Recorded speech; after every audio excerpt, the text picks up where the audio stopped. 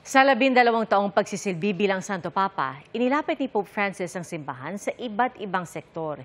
Hindi rin siya nangiming magsalita tungkol sa mga isyung ng lipunan. Ating saksihan.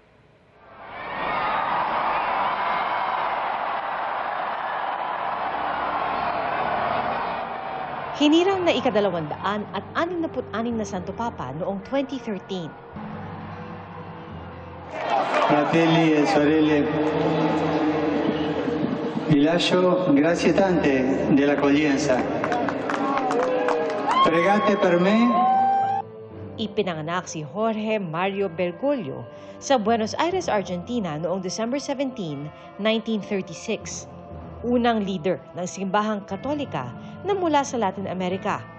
Unang Santo Papa na hindi taga-Europa. Unang Jesuit Pope at unang Santo Papa na gumamit ng papal name na Francis. Isinunod niya ito kay Saint Francis of Assisi na kanya raw inspirasyon dahil sa payak na pamumuhay at paglilingkod sa mahihirap. Malapit sa tao si Pope Francis at bukas ang puso kanino man, kaya People's Pope ang bansag sa kanya. Sa loob ng 12 taon, ipinamalas ni Pope Francis ang di matatawarang pagmamahal at pagmamalasakit sa iba't ibang sektor, gaya sa mga kababaihan. Anzi, la donna, lo dico sempre, e questo l'ho detto, è più importante degli uomini, perché la Chiesa è donna, la Chiesa è sposa di Gesù. Mga katutubo. Pido perdón por la manera en la que lamentablemente muchos cristianos adoptaron la mentalidad colonialista de las potencias que oprimieron a los pueblos indígenas. Mga migrante. Un modo di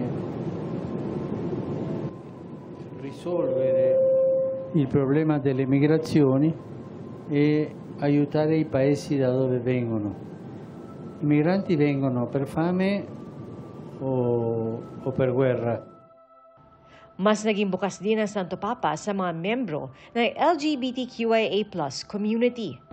Non è giusto, le persone di tendenze omosessuali sono figli di Dio. Dio li vuole bene. Dio li accompagna. Criminalizzare le persone di tendenza omosessuale è una ingiustizia. Pati na sa mga atheist. Anya, the Lord has redeemed all of us, even the atheists.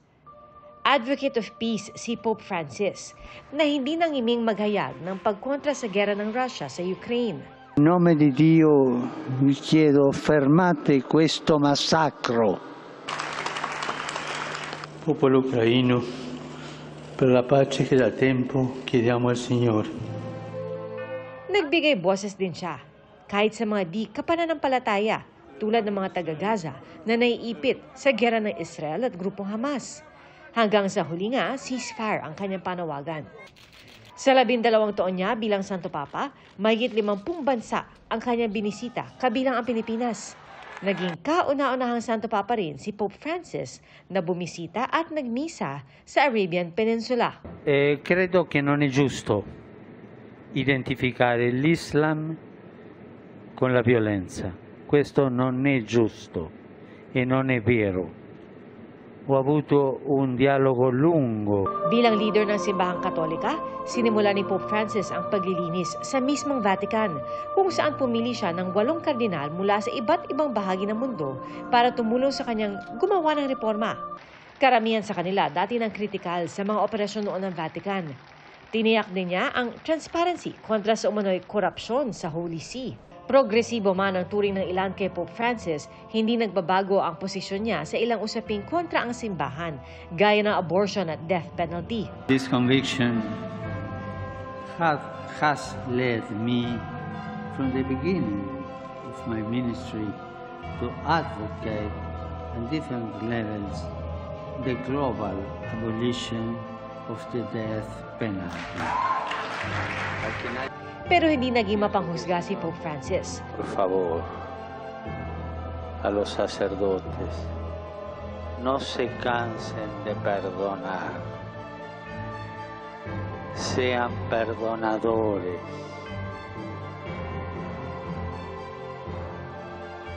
No se cansen de perdonar,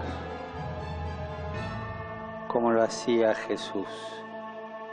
At lalong hindi mapangmataas para hindi matanggap ang mga puna o aksyonan ng mga kasalanan ng liderato ng simbahan.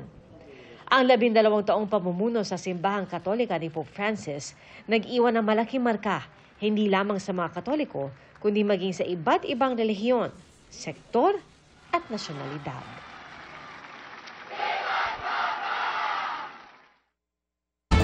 Sa ibang balita, posibleng impluwensya ng fake news ang pagbaba ng approval at trust ratings ni Pangulong Bongbong Marcos ayon sa palasyo. Sa huling survey ng Pulse Asia, bumaba sa 25% mula sa dating 42% ang mga nasisiyahan sa pagganap sa tungkulin ng Pangulo. Ang mga nagtitiwala, bumaba naman sa 25%. Pagdiin ni Palace Press Officer Undersecretary Claire Castro, hindi sinasalamin ng 2,400 respondents ng survey ang sentimiento ng mahigit 100 milyong Pilipino sa bansa. At kay Undersecretary Castro, aalamin ng gobyerno kung nakakatanggap ng tamang balita ang mga respondent o kung naiimpluwensyahan sila ng fake news. Aalamin din daw ng administrasyon kung nakakarating sa respondents ang tulong ng gobyerno. Dagdag pa ni Castro, ipatutupad pa rin ng Pangulo kung ano ang tama at nasa batas at hindi kung ano ang sinasabi sa isang survey. Inilabas ng social weather stations ang resulta ng kanilang voter preference for senators survey na ginawa ngayong Abril. Ating saksihan. Sa Social Weather Station Survey na kinumisyon ng Strat-based consultancy, 12 pangalan ang nasa listahan ng mga posibleng manalong senador sa eleksyon 2025. Ito ay sina Senador Bongo, Congressman Erwin Tulfo, Senador Lito Lapid, dating Senate President Tito Soto, incumbent Senators Pia Cayetano, Bato de la Rosa at Bong Revilla Jr., broadcaster na si Ben Tulfo, Makati City Mayor Abby Binay, Congresswoman Camille Villar, at mga dating Senador Ping Lacson at Manny Pacquiao. Isinagawa ang survey noong April 11 hanggang 15, 2025 sa pamamagitan ng face-to-face interviews. 1,800 registered voters nationwide na edad 18 pataas ang tinanong kung sinong kanilang iboboto sa pagkasenador kung gagawin na ang eleksyon noong panahon ng survey. Mayroon itong plus-minus 2.31% na error margin. Para sa GMA Integrated News, Mariz Umali ang inyong saksi.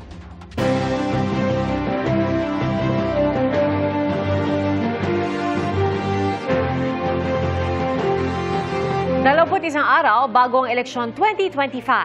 Agrikultura, korupsyon at trabaho ang ilan sa mga naging sentro ng kampanya ng ilang kumakandidatong senador. Ating saksihan. Paglaban sa korupsyon ang isinulong ni Gringo Onasan. Si Attorney Jimmy Bondoc, bawas presyo sa bigas ang itutulak. Sabi ni Ping Lacson, dapat mas makilahok ang mga LGU sa paglilinis ng Laguna Lake. Nag-motorcade sa La Union at Pangasinan si Senador Lito Lapid. Presyo ng bilihin ang tututukan ni Congressman Rodante Marcoleta. Isyu sa pagbaha ang pagtutuunan ng pansin ni Senadora Amy Marcos. Food security ang pangunahing advokasya ni Kiko Pangilinan. Isa sa batas daw ni Tito Soto ang pagkakaroon ng 14th month pay para kay Senador Francis Tolentino. Mahalaga ang ugnayan ng national at local government. Isang tututukan ni Congresswoman Camille Villar ang kapakanan ng agriculture sector. Pagpapatayo ng mga infrastruktura ang isusulong ni Bam Aquino. Prioridad ni Mayor Abby Binay ang libreng gamot para sa matatanda.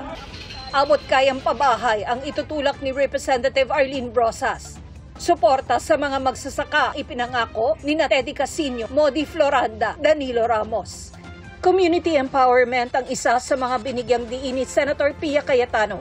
Ilalapit daw ni Senador Bongo ang serbisyo medikal para sa mahihirap. Patuloy naming sinusundan ang kampanya ng mga tumatakbong senador sa eleksyon 2025. Para sa GMA Integrated News, Tina Panganiban Perez, ang inyong saksi. Pinaghahanap ng isang pasahero ng motorcycle taxi na sumaksak sa isang rider sa Quezon City.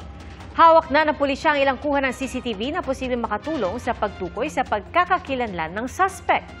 Saksi, si James Agustin. Pagdating ng motorcycle taxi sa iskinitang ito, bigla na lang sinaksak ng pasahero ang rider. Natumba ang motorsiklo at rider, habang ang pasahero, ilang beses pa inundayan ng saksakan rider. Kahit humihiyaw na ang biktima, walang tigil pa rin ang sospek. Itinayo niya nakatumbang motorsiklo, sinakyan ito at saka umalis sa lugar. Nangyari ang krimen sa bahagi ng Barangay Pag-ibig sa Nayon sa Quezon City, bandang alas 5 ng umaga kahapon. Ayon sa mga taga-barangay, may pumunta sa kanilang residente para humingi ng tulong. Agad nilang dinala sa ospital ang biktima. Nakita po namin si rider, hawak-hawak po niya yung leg niya na yun nga po, puro dugo. Duguan po siya. Nung pagbuhat na po habang sinasakay na sa ambulansya, sinabihan po siya nung BPSO namin na, "Pre, lumaban ka, kaya mo yan." Umuon naman po siya. Nagpapagaling pa sa ospital ang 43 anyos sa lalaking rider na nagtamo ng hindi bababa sa 10 saksak sa iba't ibang bahagi ng katawan. Sa imbestigasyon ng pulisya, lumalabas na sumakay ang pasahero sa Recto Avenue sa Maynila at nagpapahatid sa lugar kung saan nangyari ang pananaksak. Hindi pa malinaw sa ngayon ang motibo sa krimen.